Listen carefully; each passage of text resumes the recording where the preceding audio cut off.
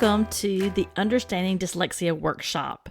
I am so excited that you're here and that you are investing in learning more about dyslexia. So my name is Nicole Holcomb. For those of you who may not be familiar with me, I am the host and founder of Dyslexia Mom Life. But to tell you a little bit more about my background so that you can understand why I would be talking about this topic, I spent many years as an educator and a school counselor, working at all levels, elementary, middle, and high, and even teaching college psychology. And then currently I work as a civil rights attorney. But most importantly, I am talking to you from the perspective of a mom raising a kiddo with dyslexia who just started middle school. But we started this journey back in first grade. And although I was trained as an elementary education teacher, although I spent many years as a school counselor, these are still areas that were new to me. And so I'm so excited to bring this information to you today so you can hopefully understand dyslexia better and know what the next steps are, and just to be more familiar. So what are you going to learn today? Well, you're going to learn a definition for dyslexia. You're going to learn the common myths that people say about dyslexia. You're going to learn some warning signs, some red flags, some symptoms, whatever you might want to call it, about dyslexia. And if you're like many moms and dads, hindsight, you look back and go, yes, that was it, but we just didn't know. And then finally, what to do to help your child and to provide you some resources. So let's jump right in. I want to start first with what is dyslexia? And although there is definitely a way to pull apart the actual what does the word dyslexia mean as far as from the roots of the word, I really want to talk to you from the perspective of how to best understand what it is. So I really like the definition from the Yale Center for Dyslexia and Creativity. I really think it hits spot on what dyslexia is, and so I like to use this definition. Dyslexia is an unexpected difficulty in learning to read. Dyslexia takes away an individual's ability to read quickly and automatically. We call that fluency, for those of you who might not be familiar with that. And to retrieve spoken words easily. But it does not dampen one's creativity or ingenuity.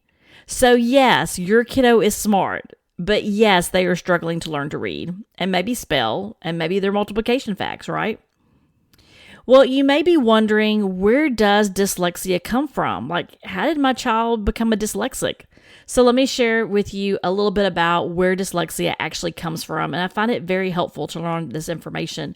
First it is hereditary. There are 3 genes that are marked specifically for dyslexia. And although we don't test for those yet, maybe one day we will, and that will be the easiest way to know, yes, this individual is dyslexic.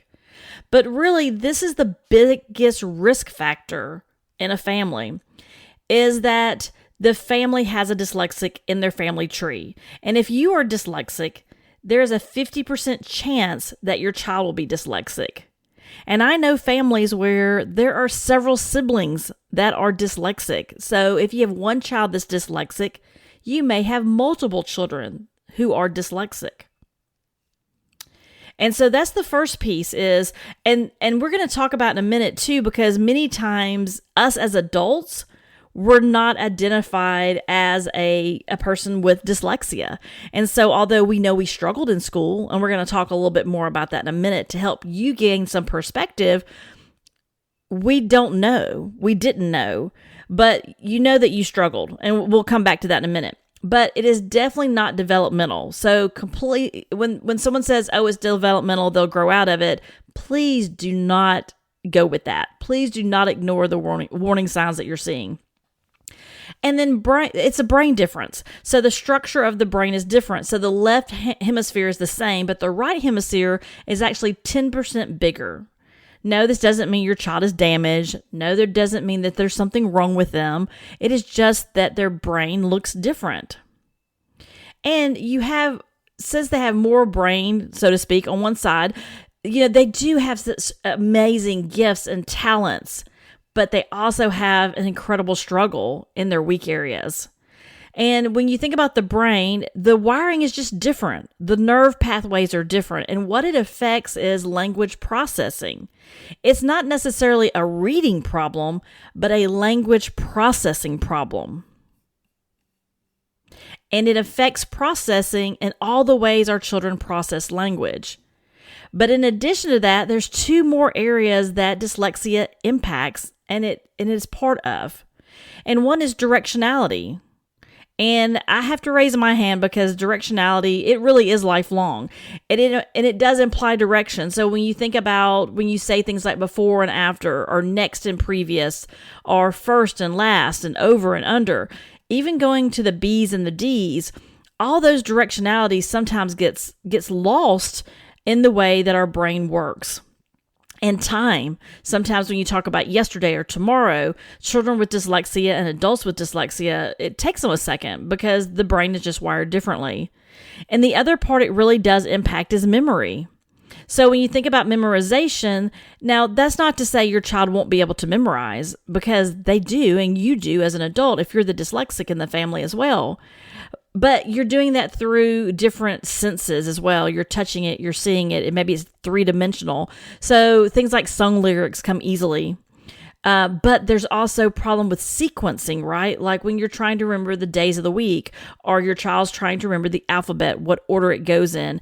And sometimes random facts, think multiplication facts. Many of our kids, and maybe even us adults, struggle with memorizing those multiplication facts. I can remember early on when our daughter was in kindergarten, first grade, and she was really struggling to learn those red words. At the time, they called them sight words. Then later, we called them red words. But at the beginning, the sight words is the ones I'm referencing in early elementary. We would study and study and study. And one day she would have them. And then by Thursday, when we were prepping for the test on Friday, it would be like she'd never heard of them before.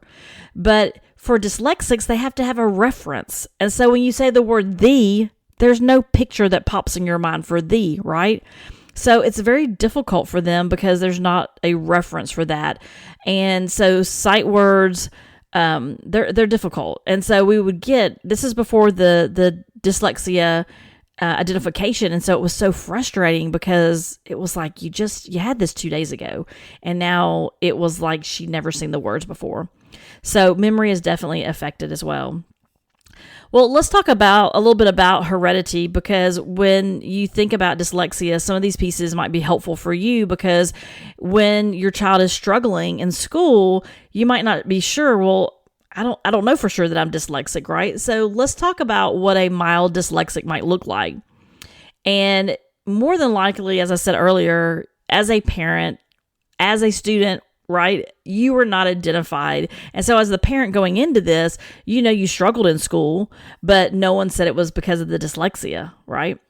So some of the things that you may have experienced is you may have been a very solid straight C student, but you worked really hard for those grades. And sometimes the amount of work you put in didn't always show in your grades, right?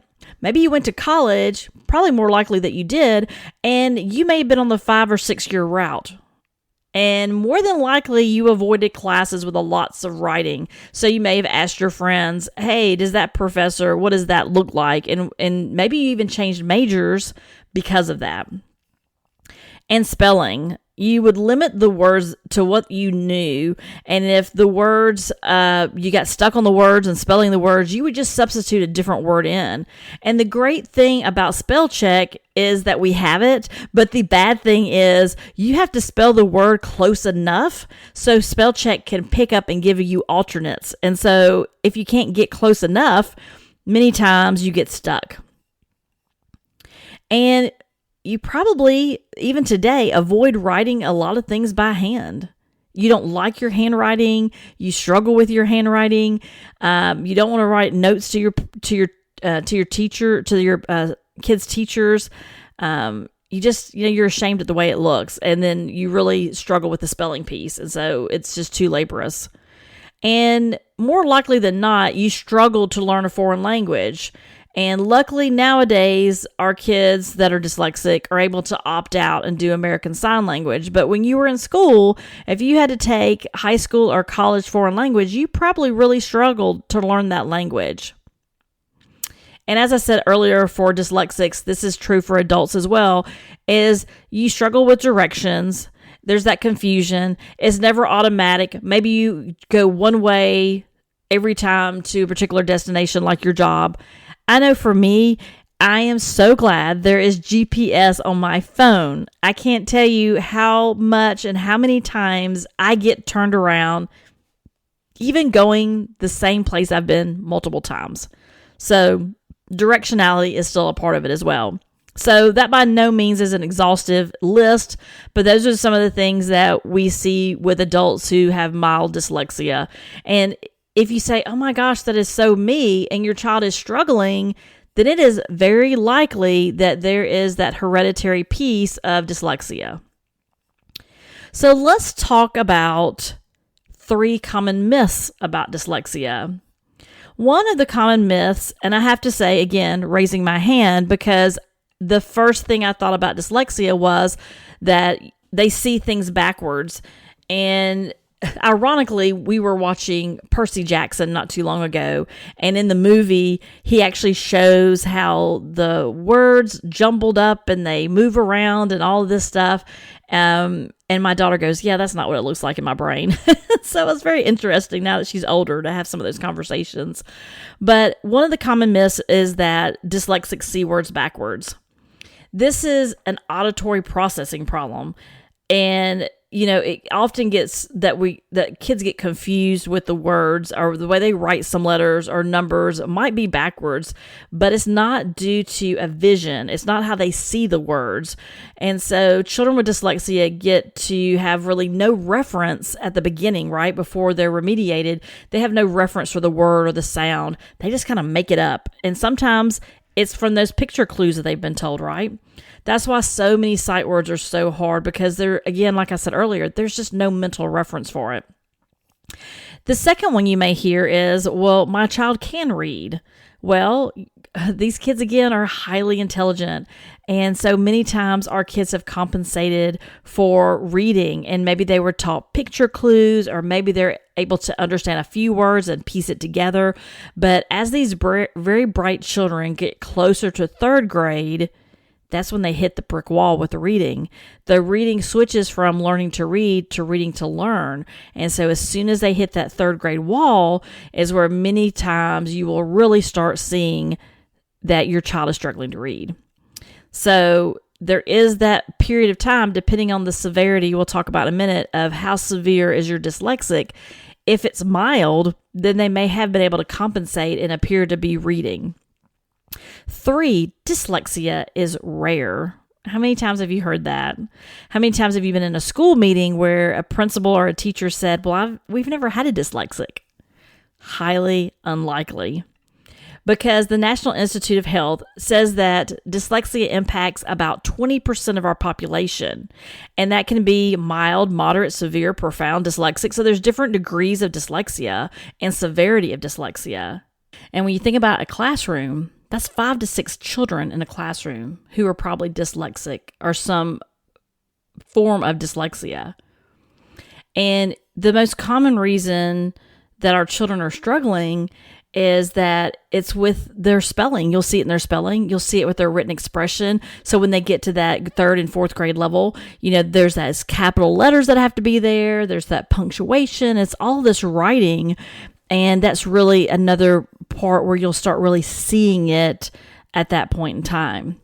So let's talk a little bit about signs and symptoms and red flags and things that you can look for and things that you may see along the way that indicates that your child may be dyslexic. And so the first one we've already talked about earlier, which is heredity. So is there someone in your family, a parent, a grandparent who was dyslexic, or maybe struggled to learn to read, struggled to spell, struggled with writing, all those pieces that maybe went undiagnosed? But then the next piece is looking at, is your child having trouble with the sequence of the alphabet if they're really young? maybe if they're not really young, right? Memorizing names of letters, like really understanding the letters. Multiplication facts, we see that a good bit as well. Spelling, spelling is still hard at our house, even for the adults in our house. Pronouncing words. Did your child early on say spaghetti? What were the words that they said that they mispronounced? So pronouncing words can be a red flag. Tying shoes. For many dyslexics, they have a hard time tying their shoes, maybe learning to ride a bike, all of those pieces. Now, if you're looking for additional signs and symptoms of dyslexia, I highly recommend this book, Overcoming Dyslexia by Dr. Sally Shaywitz. She is also the founder of the Yale Center for Dyslexia and Creativity. And there is 2 editions to this book. The most recent one, of course, is the second edition. And I'm going to tell you a page number to go to as I pull my book open here. It is page 142. And you can also go to her website, the Yale Center for Dyslexia and Creativity. She has a good amount of information there as well as it relates to the signs and symptoms of dyslexia. I love this book. As you can see, I have it, if you're watching this on YouTube, I have it marked up, I have it tabbed. I use this book as a resource. If you don't have it, I highly recommend that you get it because it is very informative. I'm gonna warn you though, it can be a little overwhelming at the beginning. Like the first week you find out your child's dyslexic, it has a lot of information. It goes through all the brain research. It's very fascinating, especially if you have a science background. It was a little overwhelming for me, but it may be because I was still dealing with all the pieces of dyslexia, just finding out what does this mean, and all those pieces that you go through. So looking at the book, though, she talks about the different clues to understanding and identifying early childhood dyslexia. What I love about how Sally Shaywitz talks about clues of dyslexia is that she also talks about not only the problems the children are having, but the signs of strength, of high-level thinking, how our children process other information other than reading and spelling and math for many. But, how our kids are creative and they think outside the box and they're able to figure things out and they have this high level of curiosity. They enjoy solving problems. They may even have a very large vocabulary. She talks about all of that in the book. So I love that. Like I said, her website also has some of these. I don't know that all of these are listed on there, but I think the majority of them are. So you can jump on the website, where the Yale Center for Dyslexia and Creativity, and I believe she has it under signs of dyslexia. And she references these things as these are the things you may see your child struggle with, but you may also see these things. So, for example, she talks in preschool years, difficulty in learning and remembering names of letters and numbers, right? We just talked about that.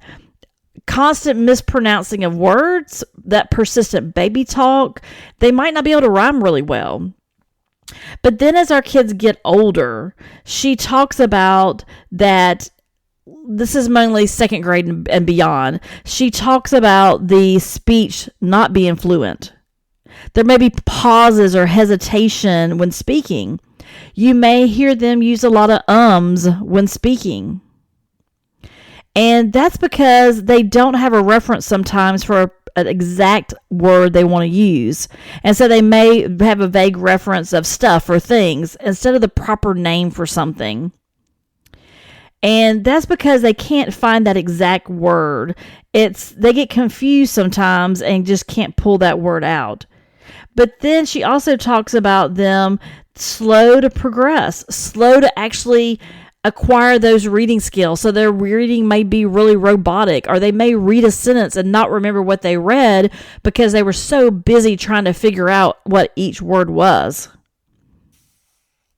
And they really have trouble with words they've never seen before. And as we think about, she has a whole list of these things in the back. She talks also about the reading being very slow and tiring. Like if your kids are at school all day, which obviously they are, but when they come home at night, if you see they are just worn out from school, it is because for a dyslexic, that's been a long day. Because if you think about school and even our world around us, everything is about reading. Think about the subjects in class. Think about the stuff that's on the board. Think about the worksheets. Think about the projects. Everything is written. Everything is language. Everything is reading. And you may sometimes see messy handwriting and just an avoidance to read for pleasure because it's so exhausting. But here's the other piece that's concerning, and we'll talk a little bit more about in a minute. But when you look at the signs and symptoms, as our kids get older, you'll start seeing a lower self-esteem. You'll even have kids say, I don't know why I don't understand. I guess I'm just stupid. I can't tell you how many moms have reached out to me in tears because their child felt stupid. And they're not. They've just not been taught how to read. And the other pieces she talks about, especially for this group, is she talks about, some have difficulty memorizing multiplication facts. They may really struggle with understanding math concepts. Again, that problem with directionality she talks about and poor spelling. Now, this is the piece I want you to hear, though. There are signs and symptoms of dyslexia. There are pieces. I know now, looking back to preschool, there were definitely signs we missed.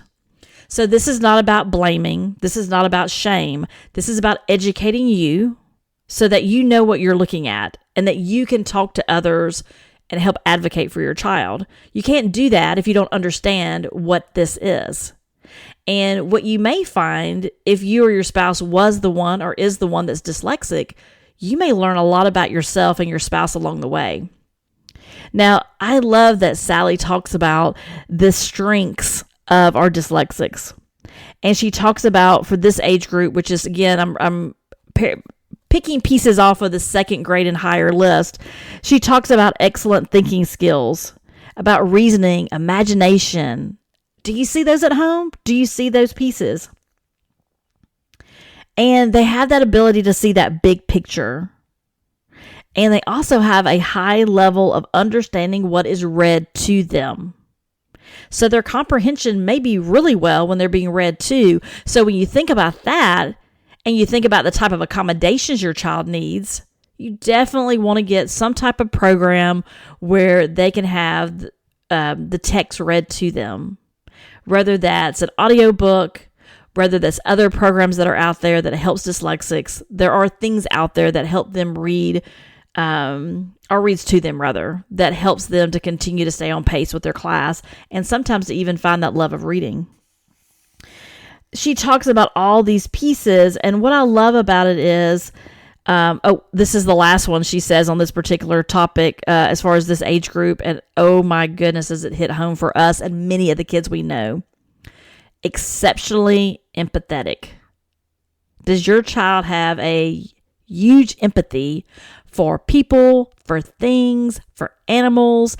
Do they have such a large heart for others that it hurts sometimes? Like, they are just such strong, empathetic people, which is why we could talk about it another time, why that's a strength and why you have people in the entrepreneurial space doing so well that are dyslexics, because they're able to really relate to the people that they manage.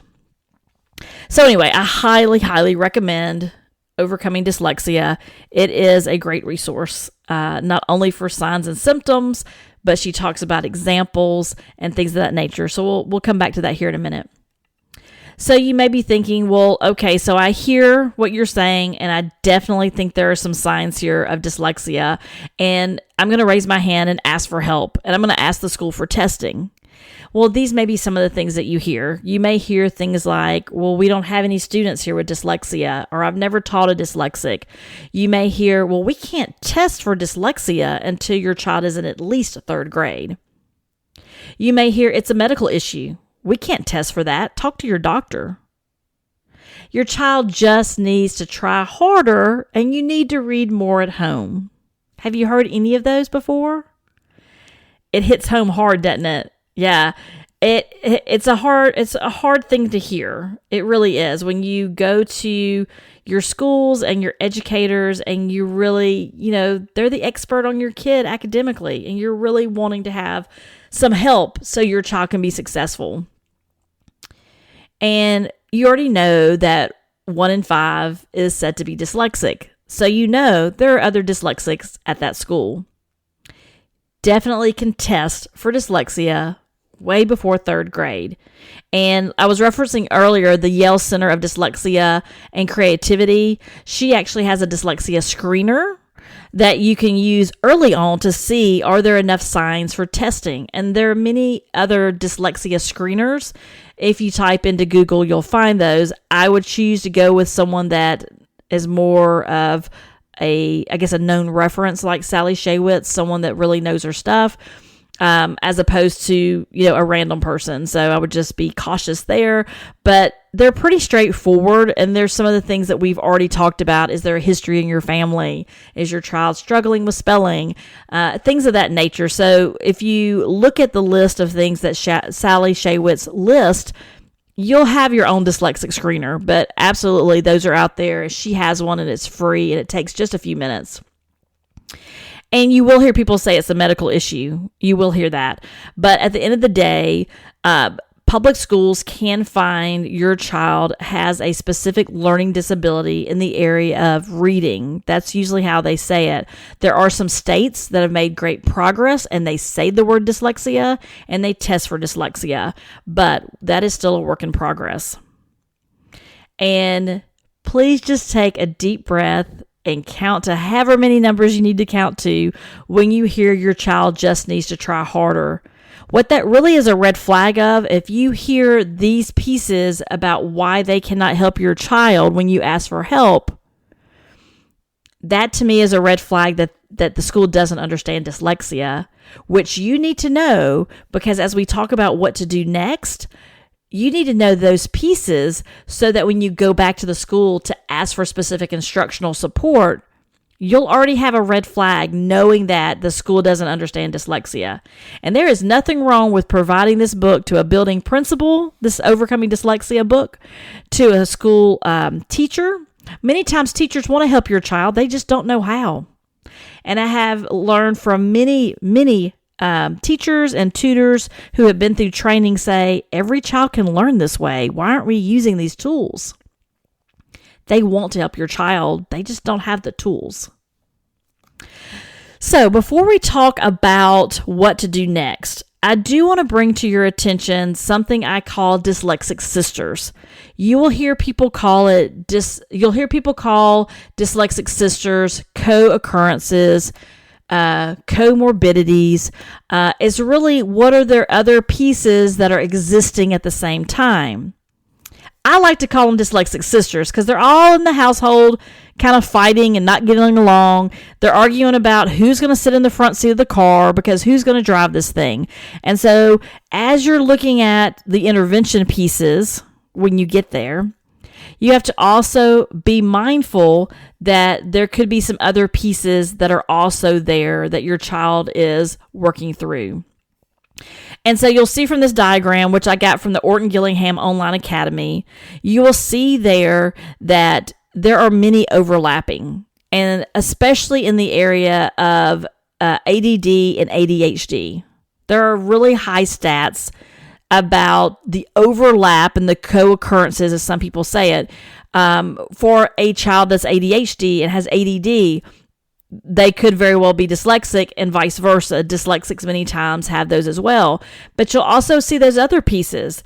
Kids that are struggling with anxiety, kids that might be depressed, kids that are also, you'll see all these other dys words like dysgraphia, dyscalculia, those other pieces, which they're writing. These are one of them is about the writing. One of them is about the math. One of them is about just language, right? And you'll see at the top, developmental language disorder. There are some that have autism. There are others that have EF is executive functioning. Are they able to organize? Are they able to do step after step? If you say, just go clean your room, do you go look and nothing's clean? It is probably because you need to give them step by step. Can you go up and bring your laundry down? And so you may have to reorganize the way you look at those pieces. I like for you to know about the dyslexic sisters because you can get blindsided looking at the dyslexia and not realizing the anxiety is so high because maybe your child is older and the bullying has happened, or the self-confidence is low, or I'm just stupid, I can't do this. And until they get the proper remediation and intervention, they feel that way. And so you may have to address that first. You may have to start addressing through school counseling, individual counseling, however you need to do that. Maybe it's conversations too at home to understand their dyslexia. So it could be who is in the driver's seat. And that may be where you have to start. Or you may be like us, we had to have speech therapy along with dyslexia and interventions there. So sometimes you may be doing multiple things at once, and that can feel a little overwhelming. But the reason I bring it up now is as you ask for help and as you figure out what the next steps are, you really need a whole picture.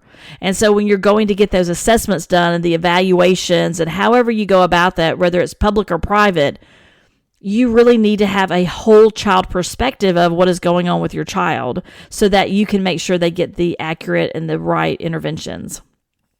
So what to do next? What do you do next? I hear some things that are concerning to me. I am learning so much about dyslexia. I think this is definitely what we're dealing with. Well, a couple of things. One is early identification. And maybe you're sitting there thinking, well, great, my child's in 4th grade. Okay, but now you know, so take steps to go ahead and take action. But the earlier you know, the earlier they can get intervention, and then we can cut off some of the low self-esteem and the other pieces that may develop because of the lack of the interventions. And so although you feel like, okay, well, I missed it, guess what? There could be a sibling, there may be a grandchild, and now that you know, you can push for that early identification. And that means as early as kindergarten. Early identification. And many states are putting things in place now for kindergarten. I know in Georgia, they're putting things together for kindergarten through 2nd grade to make sure and do those making sure they do the early identification and they do those dyslexia screeners to see is this a child who now needs testing to determine. And another thing that's so important is to learn about dyslexia. And you're here today. And if you're still listening, this is huge. Learning about dyslexia, the more that you learn, the more comfortable and confident you're going to feel talking about dyslexia.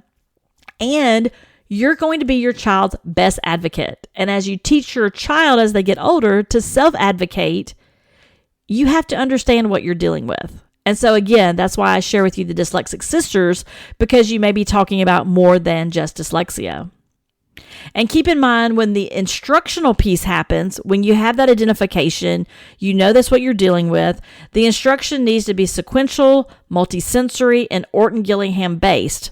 I don't have time to go into all that today, but that instruction or that tutoring can't be with someone, like I was trained in reading. I have an elementary ed degree, but I cannot tutor my child, and I've not been taught how to teach a student with dyslexia how to best learn to read. There's a very specific sequence to how you do that. It is very individualized for your child.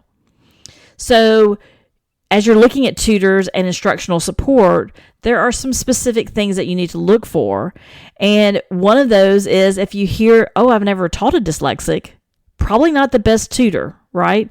If you're in a public school and you got what you got, right? Like this is just the teacher assigned to us, then you need to be asking questions about that support. And it may mean, like for some of us, that you have to go private or you have to do tutoring. I get that's a big pill to swallow, and I get that is not the most economical for most of us, but it may be a reality. So you can't keep doing more of the same and expect a change.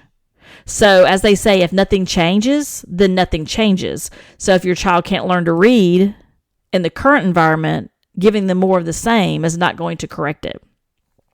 Another piece that's so important is to really talk to your child about dyslexia. Now, that might not be the first day you find out. It's going to take you a minute. It's going to take you a minute to work through some of the mindset pieces you need to work through, not only to learn about dyslexia so you can answer their questions, but also to learn about your child's personal learner profile on dyslexia, possibly those dyslexic sisters. And for many kids, it's a relief to know, oh, that's what this is. Did you hear me say that? For some kids, it is a relief to know, oh, my brain thinks differently. It's not that I'm being lazy. It's not that I just didn't do, this right or that right.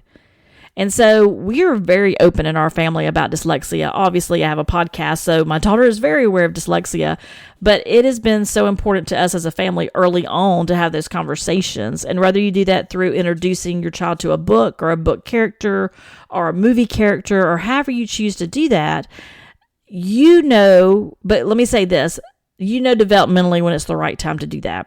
So for us, we talked to our Orton Gillingham tutor, we talked to our psychologist, and we made that decisions together as a team as to when the right time was. But I will say, go with your gut. You as the mom know when it's time, and I think the earlier the better. That's just my 2 cents on that.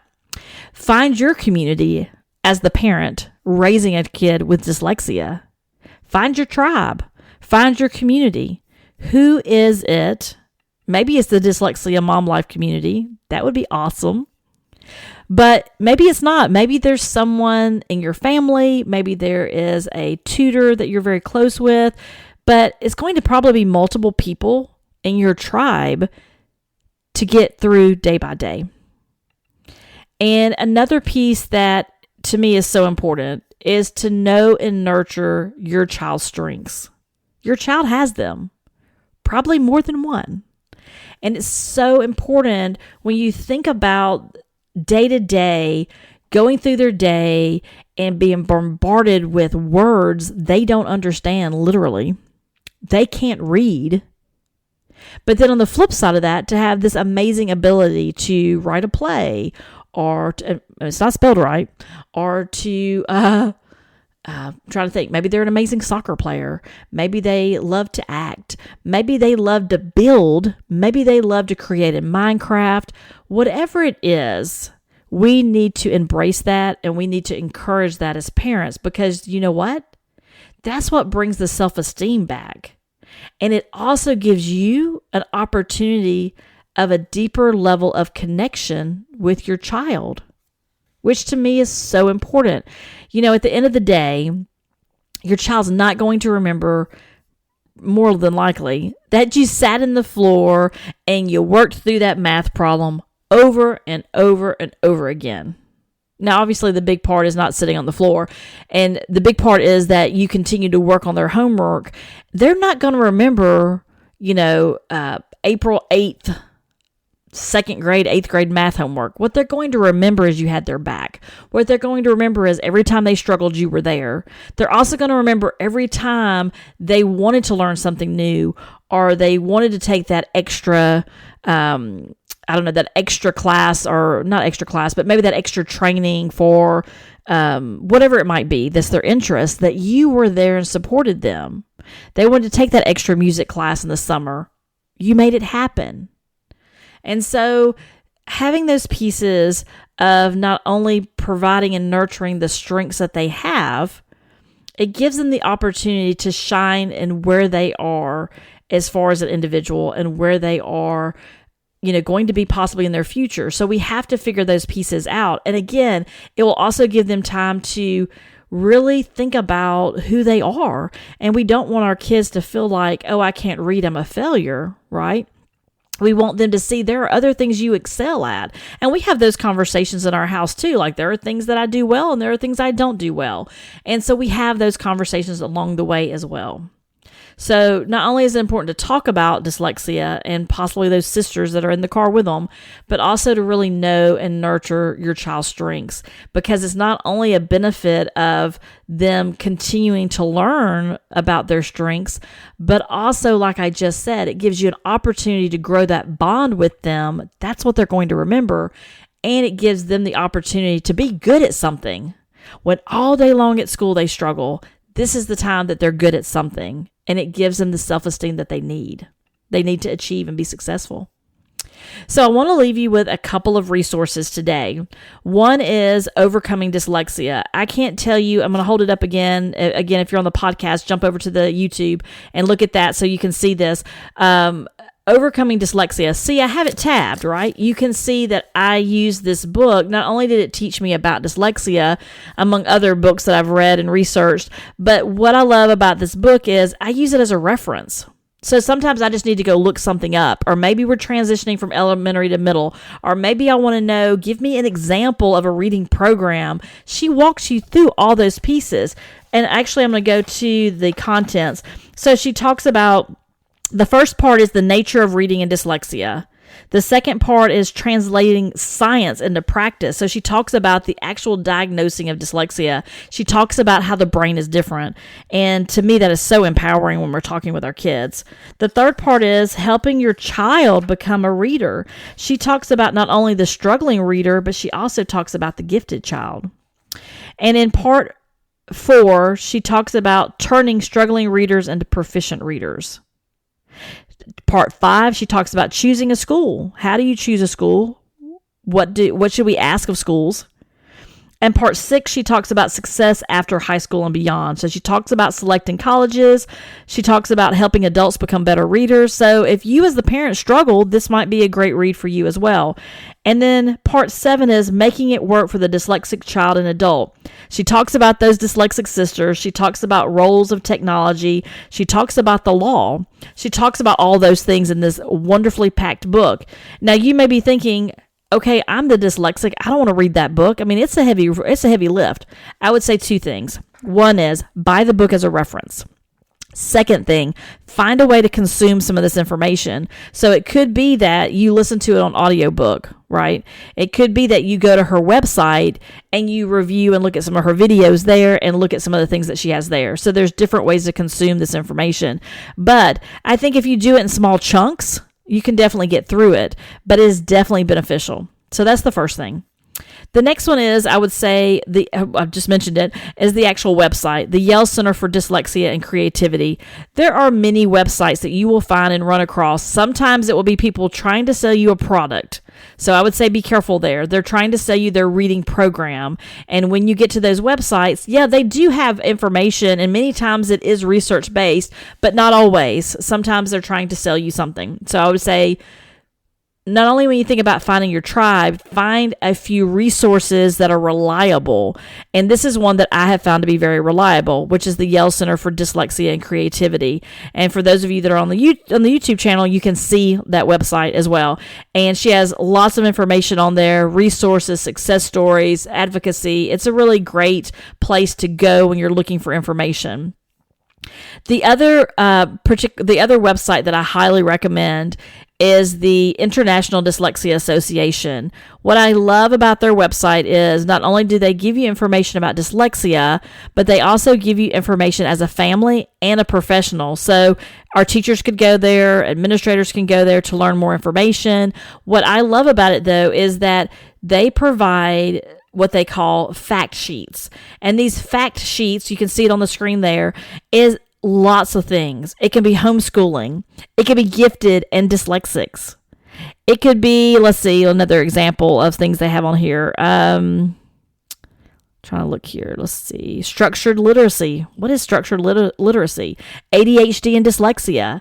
Accommodations for students with dyslexia. A family's guide. That is amazing. It's long, but it's amazing. I would definitely go get a free copy of that. And now they have a link from that site over to this next site I have here, which is Welcome to the Dyslexia Digital Library. And so they've actually taken their resources and created a digital library. It's amazing because you can look for things by topic. And so it's very helpful as well. So a lot of the fact sheets you will now find over on the digital library. So I would just say bookmark these pieces, right? Bookmark these websites, and those pieces will be helpful to you as well. And of course, I couldn't end without saying also go to the Dyslexia Mom Life website.